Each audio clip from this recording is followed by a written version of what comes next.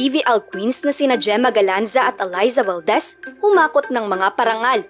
Isang Creamline Power Spiker na katakdang umalis papuntang South Korea. At Abby Maranyo, may pinaparinggan nga bang Creamline players?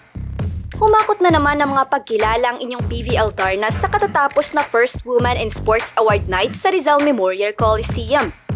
Nasungkit ng inyong paboritong CCS star ang Women in Sports Award kabilang ang mga kilalang sports personality ng bansa.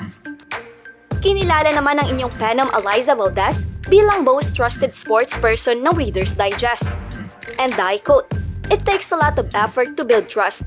We have to work for it constantly and continuously so that we can achieve our goal. With that, I hope that we continue to build trust amongst each other, though we're from different fields, to make a difference in our society. Thank you so much for recognizing women in sports." Ito na ang pangalawang beses na kinilala si Eliza Valdez ng Reader's Digest. Umani naman ang batiko sa isang panayam si Abby Maranyo sa nakaraang laban ng Creamline versus Cherry Tigo.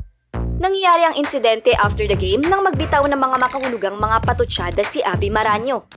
Komento ng ibang solid Creamline fans na tila double meaning ang mga binitawang salita ni Chang Abby Maranyo at tila ba nagpaparinig ito laban sa Creamline players.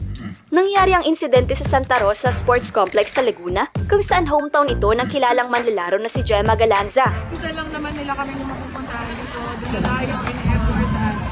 So para sa akin, ayoko yung may nakapila pa sa alisan ko, parang na gigilty ako nun sa fact na maglalakad sila ng malayo tapos pagdating hindi sila makakapag-picture. So okay lang, laban lang. Makakaharap naman ng Creamline Cool Smashers ang isa sa mga pinakamalalakas na team this conference na Signal HD Spikers.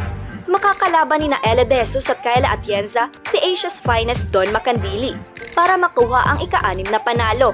Papahirapan naman ni Coach Shaq De Los Santos si Creamline Coach Sherwin Meneses upang mabigyan ng ikalawang talo ang defending champion.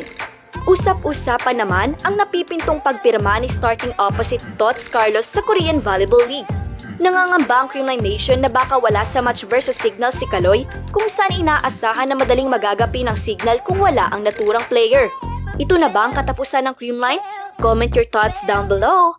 Don't forget to subscribe, like, and comment on this video. I-click din ang notification bell para lagi kayong updated sa Creamline happenings. Ito ang Heart of Creamline, ang OG channel para sa balitang Cool Smashers.